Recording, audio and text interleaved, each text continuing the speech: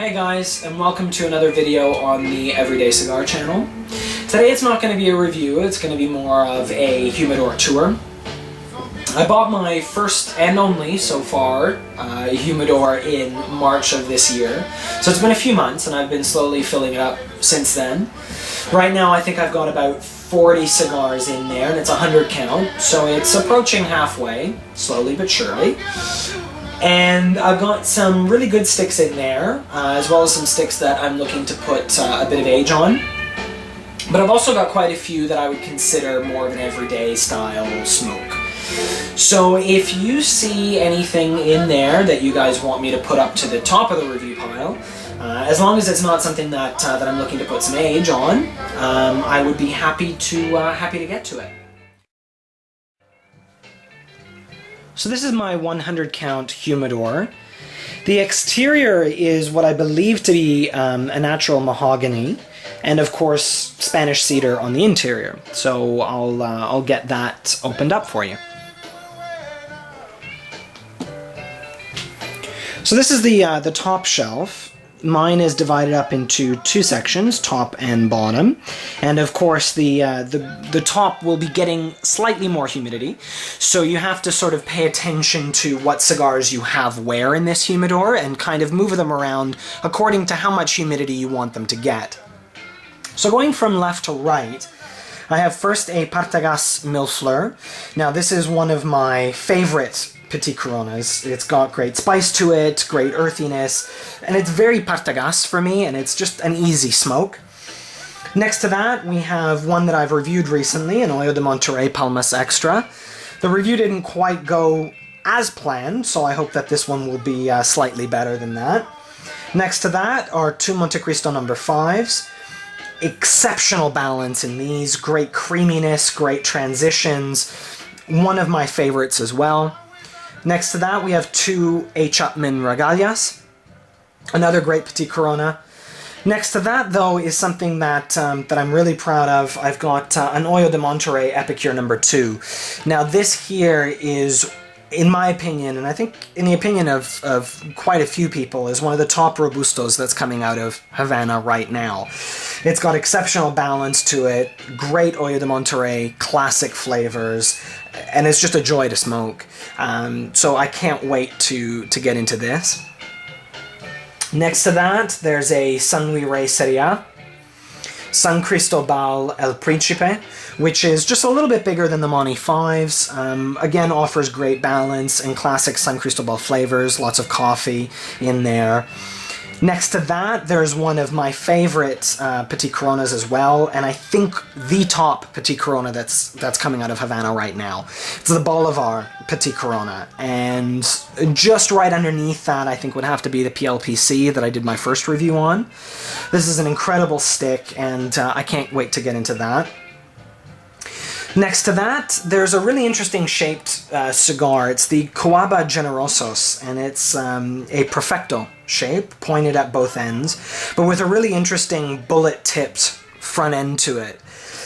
Now, in transport, I don't know if you guys can see, I'll try and get my camera to focus up on it. The wrapper did get slightly dinged up, but it shouldn't be too much of an issue, and I'm definitely going to try and smoke it just because of all of that plume that's on it. It shows great signs of aging, and the people that I got it from didn't tell me how old this particular example is, but it shows really awesome signs of aging.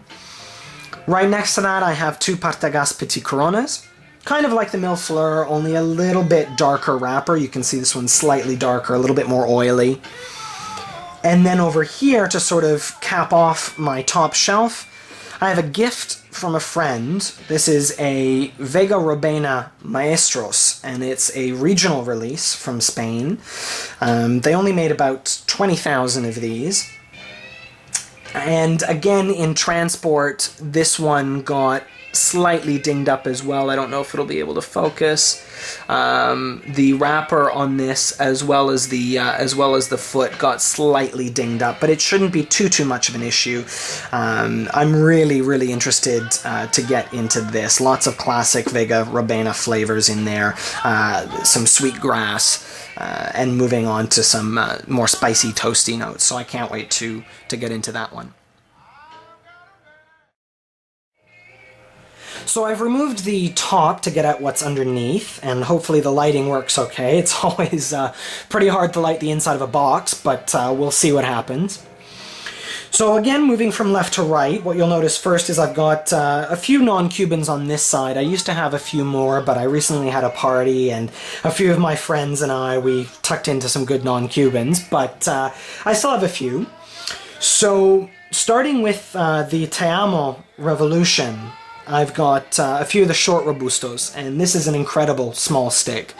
Great flavors, spicy, earthy, dark, very smoky, incredible smoke output, and they're the perfect size, I think, for a party. They're right around an hour, and for Canadian dollars, they come in at around $10 each, all in, so fantastic value for money. And they're really great. They're Mexican made, but I think mainly using Nicaraguan tobacco. So I've got two of these, so I'll just remove them. And then I have a full-size Revolution Robusto. This is very much like the short Robustos, only obviously a larger format. And then rounding out my non-Cubans, I have a CAO MX2 Robusto. And these, from the reviews that I've seen and the people that I've talked to, they really show how good a non-Cuban Robusto can be. The MX2 means Maduro ×2, and obviously you guys can see that it's a pretty dark wrapper. Very spicy, but with a hint of citrus in there from one of the reviews that I've watched. So it should be very interesting, actually.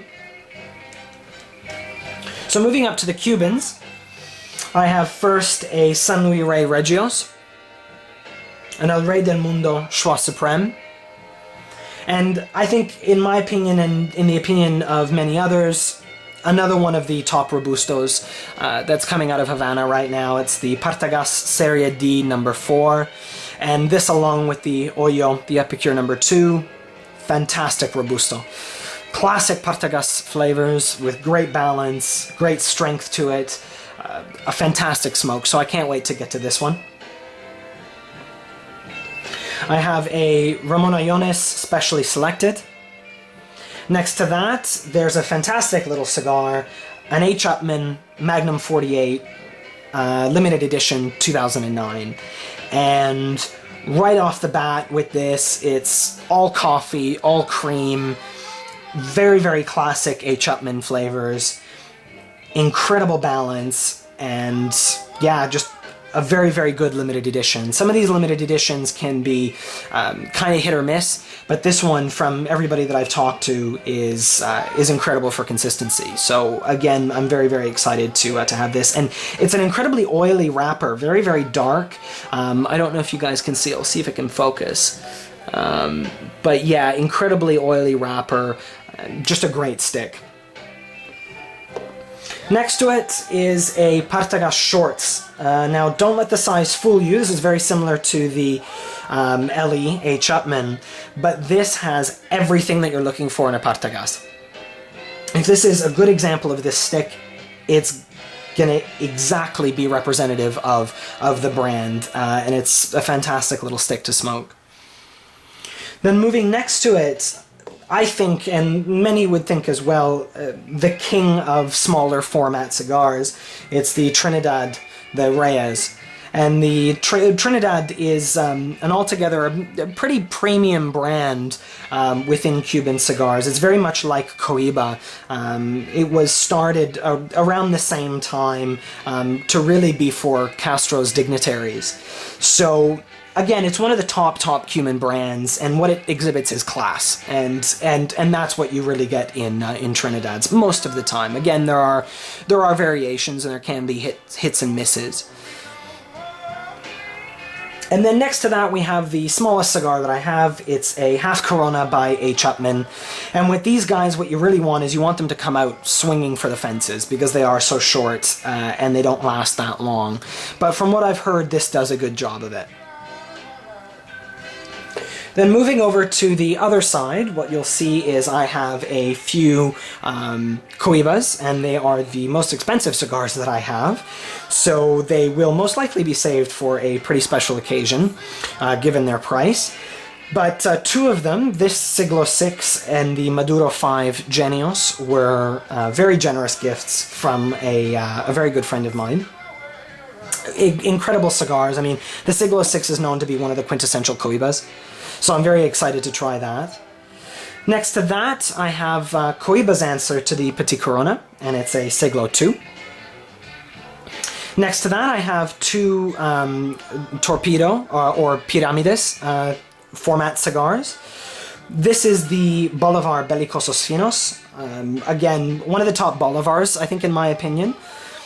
And next to that, I have a pretty hard cigar to actually get a hold of here in Toronto. It's a Diplomaticos number 2.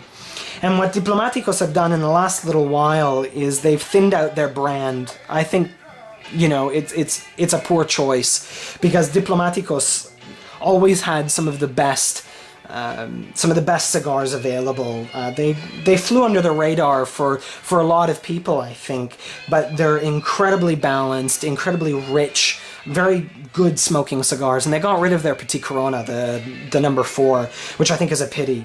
But this, whenever it comes out, I try and pounce on at least one or two because it is so nice to have.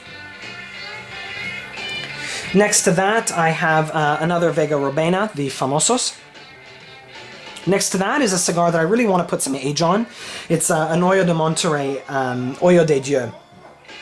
And this is all coffee, all cream, nuts, very characteristic of Hoyo de Monterrey, but it ages extremely well. This I've had now, I think, for 3 months in here, so I'd like to get maybe another year on it or so, but fantastic cigar for aging. Next to that, I have another cheaper Cuban cigar, but by no means lacking in quality. It's the Por la Reñaga Monte Carlos. Long and thin, as you guys can see, but a very cool afternoon smoke. And then next to it is another one that I'd like to put some age on. It's, I think, and a lot of people would think, one of the best Partagas that you can buy. It's the 898.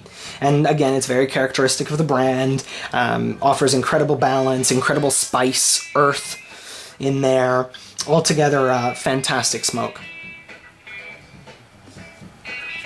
Then down here, I've got another Robusto, but this time by A. Chapman. This is the Connoisseur number 1. Also very nice. I can't wait to get into this one as well. Then I have two Hoyo de Monterrey, Hoyo de Princes, similar to a Petit Corona format, but also a very nice smoke. And then another cigar that I'm very proud to have. This is the Ramon Allones Extra limited edition from 2011. And again, a very cool, very dark Maduro wrapper, lots of oil on here, a little bit toothy. I don't know if you guys, I'll try and get it as close as I can. Pretty toothy wrapper. It should be a pretty awesome smoke. So yeah, that's my collection, and I hope to grow it in the coming months. So once again, guys, thank you so much for tuning in to the Everyday Cigar channel. Stay tuned for my next reviews. I think I'll get to one of those non-Cubans. But again, if you guys have any suggestions or comments, questions, anything like that, just send them right along and I'll be happy to get to them. Cheers. Have a great day.